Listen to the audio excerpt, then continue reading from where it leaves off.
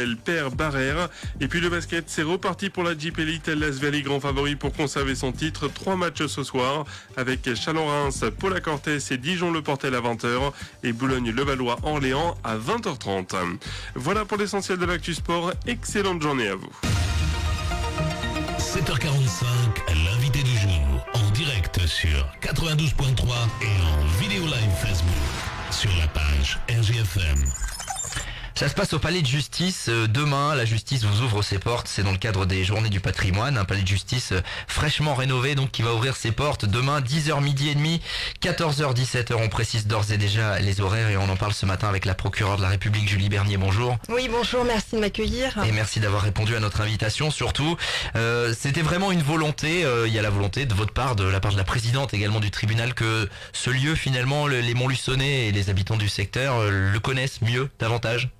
Oui, c'est notre objectif depuis quelque temps commun avec Madame la Présidente, Madame Arsac, qui est comme moi volontaire pour ouvrir nos portes à un public, au public, celui qui ne passe pas forcément les portes du palais. Passer les portes du palais, c'est souvent dans des circonstances douloureuses, mais on veut faire découvrir que les citoyens de Montluçon s'approprient aussi ce palais de justice qui a en effet été rénové, ce qui permet de voir ces aménagements nouveaux. Ouais, ça a été en rénovation pendant de longs mois. C'est peut-être pour ça que vous n'avez pas forcément pu le faire les années précédentes. Oui, absolument. Il y a eu 2 années où on s'est interdit de le faire pour des raisons de sécurité. Ouais, bien sûr. Parce que vous estimez peut-être qu'il y a une méconnaissance finalement, qu'on ne sait pas ce qui se passe derrière ces murs finalement. Oui, il y a beaucoup de préjugés sur la justice. Je pense que c'est intéressant, surtout quand on est dans une certaine proximité avec sa justice. Le département de l'Allier comporte 3 tribunaux, ce qui veut dire que les personnes sont proches, souvent, de ce tribunal, qui est un tribunal de proximité pour eux. Donc c'est important qu'ils viennent nous voir et qu'ils découvrent qui travaille et dans quel mur.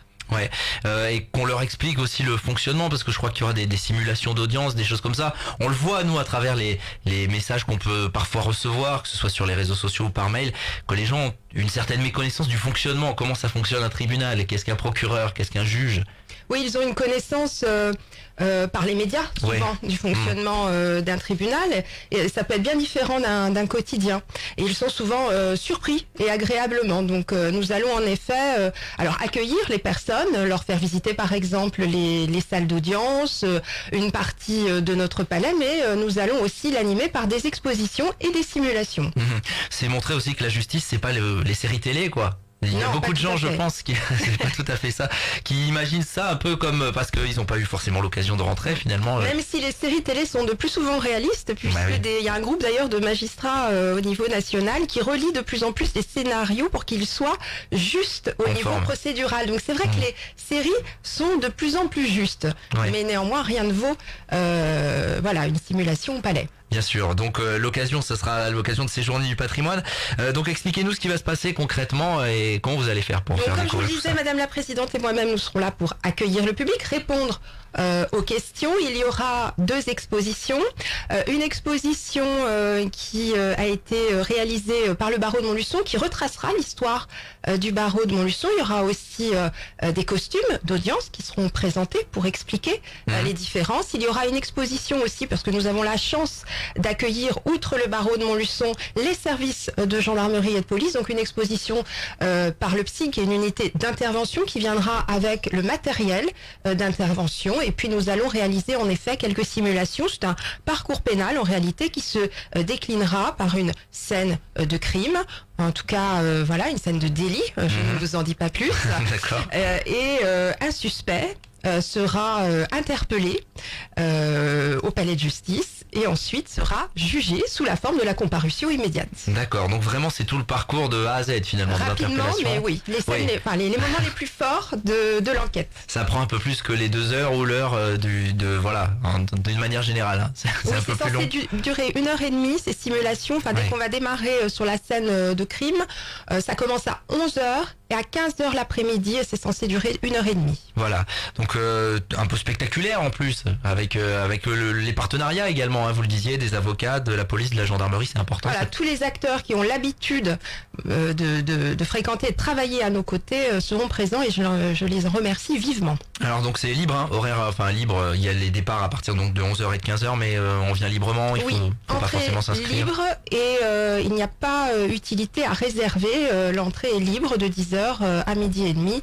Et de 14h à 17h. Je suis sûr qu'il y en a certains d'entre vous là dans la voiture qui disent ça doit être bien quand même. Je vais y aller. Ça peut également être pédagogique, hein, pour les jeunes notamment. On sait qu'il y a des jeunes qui viennent assister aux audiences. Je pense que tous les publics peuvent être intéressés par ces journées du patrimoine et puis surtout nous serons disposés à répondre à toutes les questions qui peuvent se poser quand on ne connaît pas un palais de justice sur le fonctionnement même de celle-ci. Il y a la volonté de mettre d'autres choses en place à l'avenir. On sait qu'il y a des pièces de théâtre qui se sont jouées au Palais de Justice, qu'il y a des expos aussi également sur lesquelles vous communiquez. C'est une volonté de fond. C'est une volonté, comme je vous le disais, d'ouverture au public, une volonté de faire vivre notre Palais de Justice autrement que par son activité purement juridictionnelle, parce que c'est le bien de tous.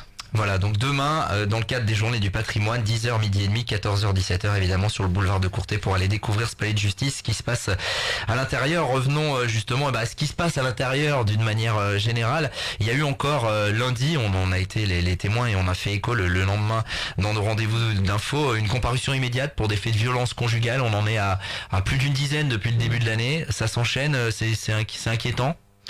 Alors, je dirais c'est déjà la preuve d'une libération de la parole, puisque si je suis amenée à organiser une comparution immédiate, ça veut dire que la victime a parlé, ce qui est déjà quand même satisfaisant. Après, on est dans ce constat aussi extrêmement dramatique au niveau local d'un nombre de comparutions immédiates et donc de poursuites sur des faits violents, graves ou répétés de violence, souvent en présence des enfants qui se trouvent extrêmement traumatisés par ces situations, mais on le voit aussi au niveau national, bien sûr, c'est cette centaine de victimes, femmes, de violences commises par l'ex-conjoint qui ont pris la forme la plus grave, c'est-à-dire le meurtre ou l'assassinat. Le gouvernement a lancé donc un Grenelle autour de ces violences conjugales pour essayer de trouver des solutions. Il y a beaucoup de choses qui se font au niveau local. Oui, alors il y a beaucoup de choses qui se font au niveau local, mais c'est vrai que c'est important ce Grenelle pour favoriser la prise de conscience collective, parce que au-delà de nos actions purement judiciaires, il y a les mentalités et de nommer les choses. C'est important de parler de féminicide au lieu de parler de drame familial, de drame passionnel comme les médias en ont fait souvent l'écho. C'est déjà une prise de conscience puisque derrière la passion il y a encore un peu d'amour, soi-disant, et d'excuses, et ça ce n'est plus admissible. Ouais. Le recours aux comparutions immédiates, c'est pour justement, c'est dans l'intérêt de la victime pour qu'il y ait une réponse rapide de la justice. Oui, alors c'est vrai que les réponses pénales, donc vous en parliez, les comparutions immédiates, ce sont les réponses pénales les plus fortes, c'est-à-dire qui viennent sanctionner les faits les plus graves et qui se soldent souvent par une incarcération du conjoint violent. Mais nous avons d'autres outils, nous pouvons les placer sous contrôle judiciaire et les évincer du domicile.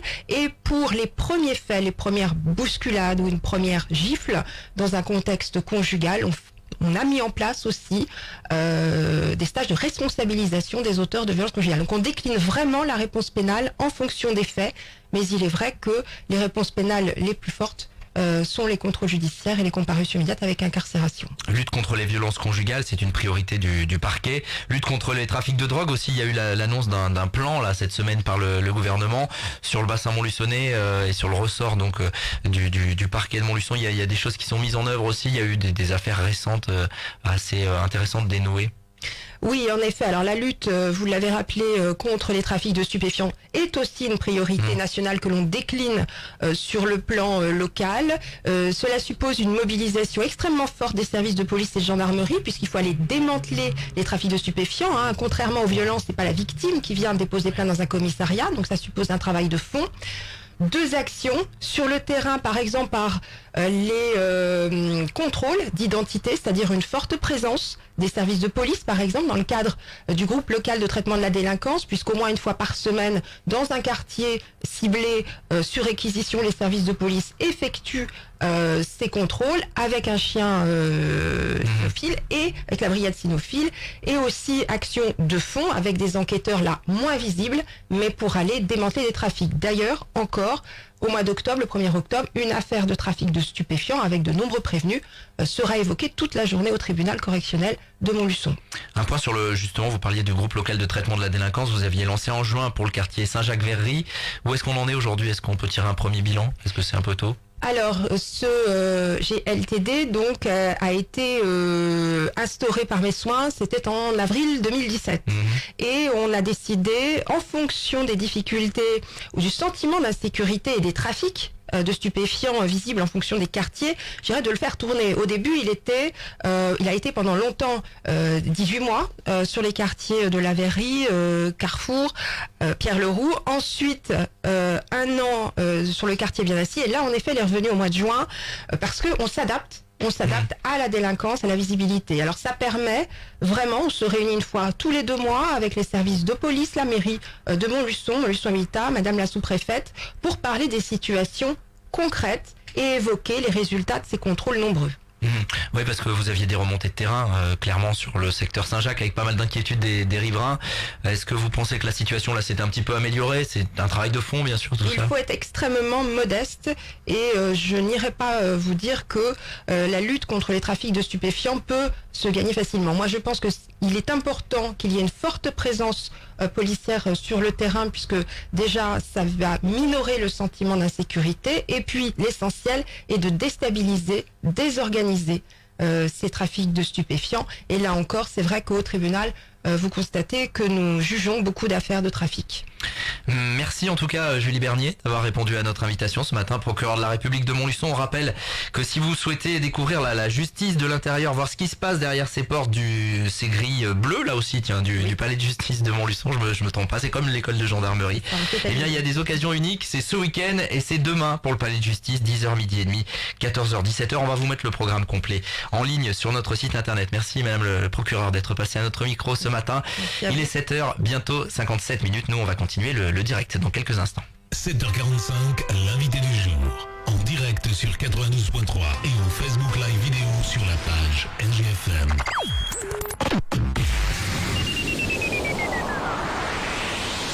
Tous ensemble.